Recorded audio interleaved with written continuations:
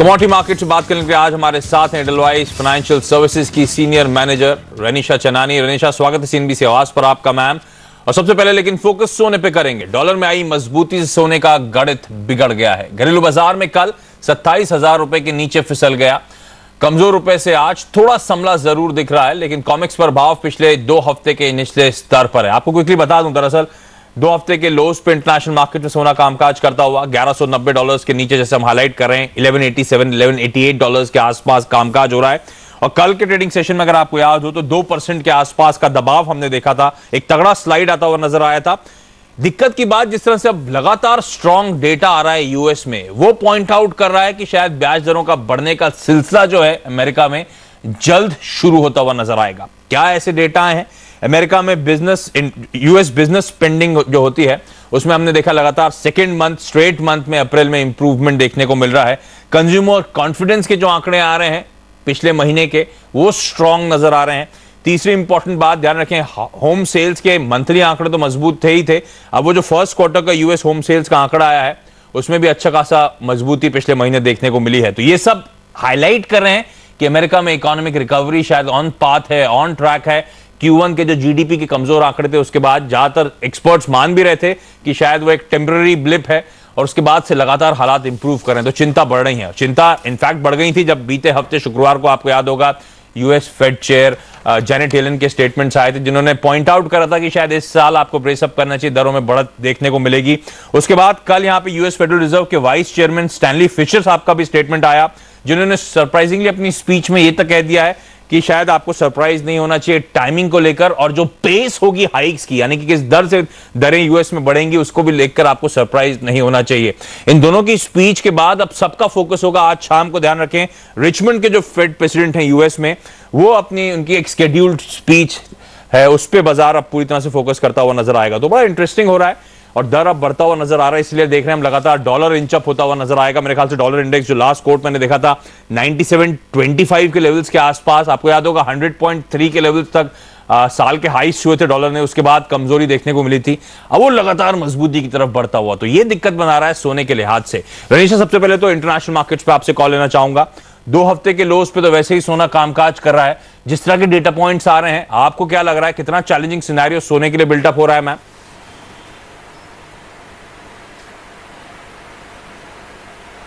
Good morning. मुझे लगता है जो गोल्ड में सीमित दायरा बना हुआ है $1180 से $1225 का, शायद उसमें हम ब्रेकडाउन आते हुए देख सकते हैं, बिकॉज डॉलर इंडेक्स में हमने फिर से देखा है मजबूती आने लगी है। जब डॉलर इंडेक्स ने 100 का लेवल टच किया था 5-6 हफ्ते पहले, और फिर इसके बाद करेक्शन आया, this was because the first quarter of US जो था उसमें काफ़ी वीक नंबर्स आने लगे थे, and generally first quarter weak ही रहता है because of harsh winters. Consumer spending जो रहता है, बिजनेस स्पेंडिंग रहता है, वो काफ़ी घट जाता है। तो इस वजह से एंटायर इकोनॉमिक एक्टिविटी जो थी, इकोनॉमिक ग्रोथ जो थी, वो घट रही थी। एंड इस बार जो हम इस हफ्ते नंबर्स देखेंगे जीडीपी के, एक्सपेक्टेड है कि इवन कॉन्ट्रैक्शन आ सकता है फर्स्ट क्वार्टर में। तो ओवरऑल जो फर्स्ट क्वार्टर था यूएस का, that was very weak, but yes जो हम पिछले 1 महीने से नंबर्स देख रहे हैं, आप कंज्यूमर कॉन्फिडेंस की बात करें, न्यू होम सेल्स की, जिस तरह से आपने कहा, सारे के सारे अच्छे नंबर्स आ रहे हैं। ये दर्शाते हैं कि second quarter would be very good and काफ़ी अच्छी रिकवरी देखी जा सकती है।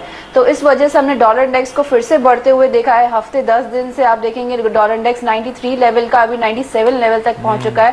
एंड आई थिंक अगर इसी तरह अच्छे नंबर्स आते रहे तो it could surpass the previous level of 100 and even उससे भी आगे ऊपर जा सकता है। तो ये कंटिन्यूसली गोल्ड सिल्वर के पर प्रेशर बनाए रखेगा। आई थिंक जो 1180 का जो इम्पोर्टेंट सपोर्ट है वो शायद टूट सकता है। Overall trend is still I think bearish for gold and silver, we are still not out of woods. जो बेरिश ट्रेंड बना हुआ था 2 सालों से गोल्ड सिल्वर में, वो कंटिन्यू रहेगा इसी साल भी। सो मेरा व्यू अभी भी सेल ऑन रैलीज का ही रहेगा ऑन पोजिशनल बेसिस। इस साल मैं एक्सपेक्ट कर रही हूँ 25,000 टू 28,000 की रेंज रहेगी। So we have touched upper range I think, but अभी यहाँ से डाउन ट्रेंड कंटिन्यू रह सकता है। इंट्राडे बेसिस पे भी मुझे लगता है करंट प्राइसेस जो 26,950 के आसपास ट्रेड हो रही है, यहाँ पे सेलिंग की जा सकती है with the stop loss of 27,050 and we could see the targets like 26,800 on the lower side. अच्छा, इससे पहले आपने इंडियन मार्केट की रणनीति बताई, आप सोने पे से ज्यादा डिटेल में बात करूं उससे पहले रुपए की चाल पे आपसे कॉल लेना चाहूंगा, क्योंकि यहाँ पे लगातार वो वीकनेस देखने को मिल रही है। कल हमने देखा था 42 पैसे के आसपास रुपया कमजोर हुआ था, आज भी कमजोरी का आलम है, 6405 के लेवल्स के आसपास ट्रेड हैं, तो कल के लेवल से तो अभी भी कमजोरी का ही ट्रेड देखने को मिल रहा है। रुपए पे रनीशा आप क्या कॉल ले रही है मैम?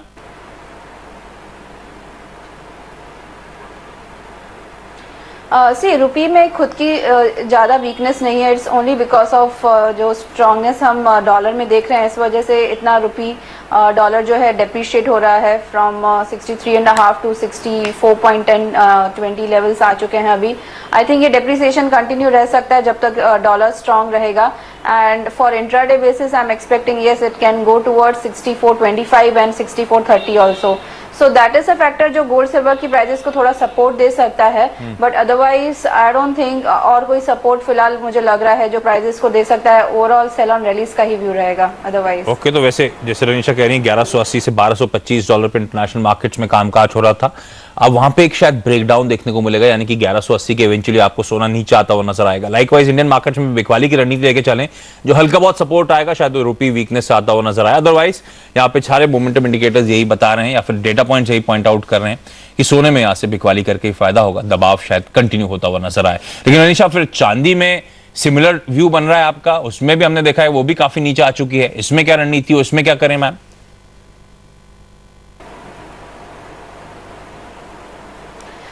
जैसे मैंने गोल्ड में बताया रेंज है, इंटरनेशनली सिल्वर में भी $15.5 से $17 की रेंज बनी हुई है पिछले 2-3 महीने से, एंड प्राइसेस उसी ट्रेंड में ट्रेड हो रही है। ये कंसोलिडेशन फेज कंटिन्यू रह सकता है।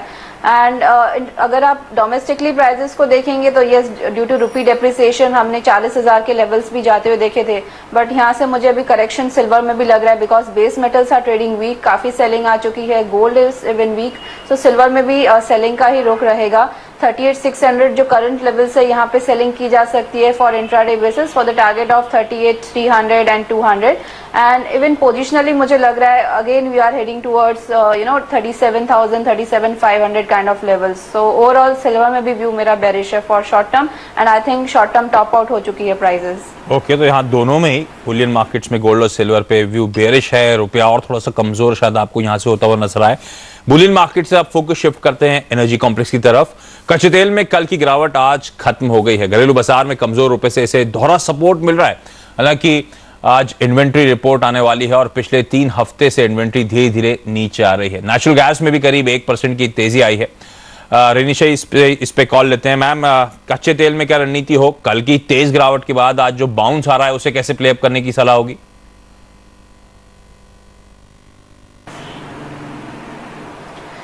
जैसे आपने कहा इन्वेंट्रीज पिछले 3 हफ्ते से घट रही है, but that is very short term phenomena and बहुत ही कम लेवल से घट रही है। ओवरऑल आप देखेंगे तो inventories are still at 80 years high, 482 million barrels पर day. This is a record high production inventory we have.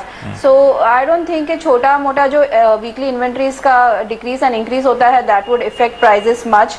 Overall जो इन्वेंट्रीज इतनी हाई लेवल्स पे है that is giving a negative view, and supply side situations अभी भी काफी अच्छी बनी हुई है। वी हैव सीन की OPEC is producing more than its production quota of 30 million barrels. They are producing 31 million barrels per day. Even Saudi Arabia is producing more than 10 million barrels. So हर जगह से we have excess of production, excess of supply.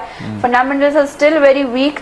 I think जो ये range बनी हुई थी $58 से $63 की, $63 a short term top we have seen in WTI crude oil. I think यहाँ से $58 आज अगर टूटता है तो काफी ज्यादा सेलिंग आ सकती है। Within this week I am expecting prices को टच इवन $55। तो यहाँ से मुझे 4 to 5% का डाउनसाइड लग रहा है अभी भी क्रूड ऑयल में। एंड MCX में आप वो लेवल्स देखेंगे 3730 से वेरी स्ट्रॉन्ग सपोर्ट, वो टूटता है तो हम प्राइसेस को 3600 एंड 3500 तक भी जाते हुए दे सकते हैं। So positionally, yes, this is a very good strategy to enter into sell positions in crude oil with the targets of 3600 and 3500. Okay, बेहद वोलेटाइल हो रही है, लेकिन अनिशा मानती है कि यहाँ से तगड़ा दबाव शायद 4 से 5% के आसपास का देखने को मिलेगा।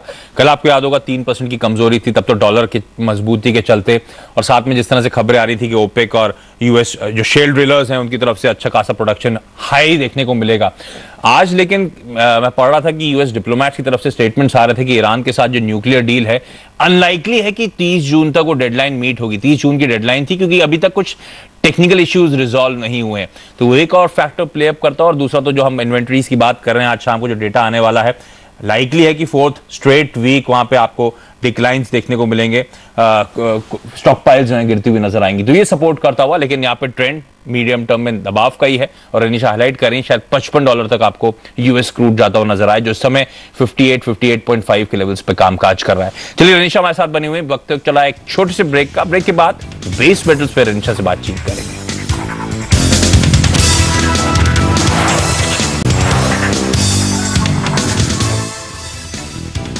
ब्रेक के बाद आपका स्वागत है। और कमजोर रुपए से बेस मेटल्स को भी सपोर्ट मिला है। एमसीएक्स पर कॉपर समेत सभी मेटल मजबूती के साथ कारोबार कर रहे हैं। हमारे साथ रनीशा चनानी बनी हुई है। रनीशा, मेटल्स में क्या करें और यहाँ पे कोई स्पेसिफिक रणनीति जहां पे कन्विक्शन आ रहा हो?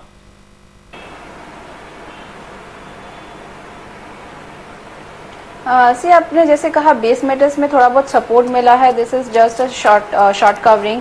Every day it's like a trend कि प्राइजेस सुबह में 12 साढ़े 12 तक हमने देखा है कि प्राइजेस में थोड़ी बहुत शॉर्ट कवरिंग देखी जाती है and entire day then selling का प्रेशर बना रहता है। So I think this is a good level to even enter in the sell position. अब अगर देखेंगे बेस मेटल्स में there are two factors that are affecting the prices. One is stronger US dollar और दूसरा है Chinese economic numbers खराब आ रहे हैं, इस वजह से प्रेशर बना हुआ है। So gloomy economic landscape in China and weak numbers coming in from there, it's affecting the prices. और जो स्ट्रॉन्गर डॉलर है it's always negative for base metals. So इसी वजह से मुझे लग रहा है ये बेस मेटल्स में negative trend for a short term continue रह सकता है। एंड यूएस का जो इकोनॉमिक डेटा आ रहा है that is mainly GDP growth which is expected कि इस क्वार्टर में जो इस फ्राइडे को जो नंबर्स आएंगे that would be like 0.9% to 1% का कॉन्ट्रैक्शन हम देख सकते हैं यूएस में। तो this is again a negative factor कि यूएस की तरफ से इतनी डिमांड नहीं रहेगी in base metal pack. So I think जो फेड का एक एस्टिमेट था कि यूएस में 2.5% का हम ग्रोथ देखेंगे in 2015, that doesn't seem to be likely happening this year because first quarter काफ़ी वीक रहा है and we have to see कि सेकेंड क्वार्टर में किस तरह से ग्रोथ रहता है। सो जो रेट हाइक का जो हम कह रहे हैं कि it could come in September और October, this could be slightly delayed अगर इतना अच्छा इकोनॉमिक ग्रोथ नहीं रहता है। It's not even 2.5%। तो हम देख सकते हैं जो रेट हाइक है वो काफी डिले हो सकता है। It could happen in December also. और अगर सपोज दिसंबर में भी रेट हाइक आता है तो आई डोंट थिंक कि कंटिन्यूसली रेट्स बढ़ेंगे। There could be long pause between the first rate hike and the next rate hike and they will watch for the data. So this is a factor which would effect base metal in a short term and negative territory चालू ही रहेगा।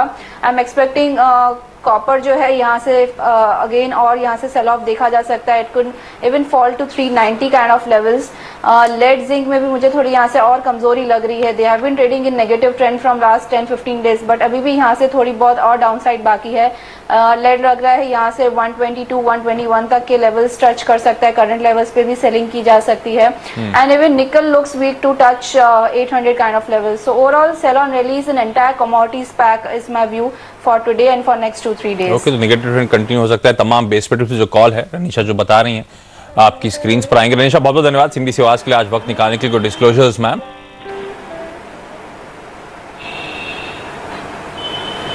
No, I don't hold any positions in my current situation. Okay, बहुत बहुत धन्यवाद हमारे लिए वक्त निकालने के लिए। और आपकी स्क्रीन पर पीयूष गोयल साहब मोदी सरकार के जो 1 साल कंप्लीट हुआ उस पर प्रेस कॉन्फ्रेंस करने वाले हैं।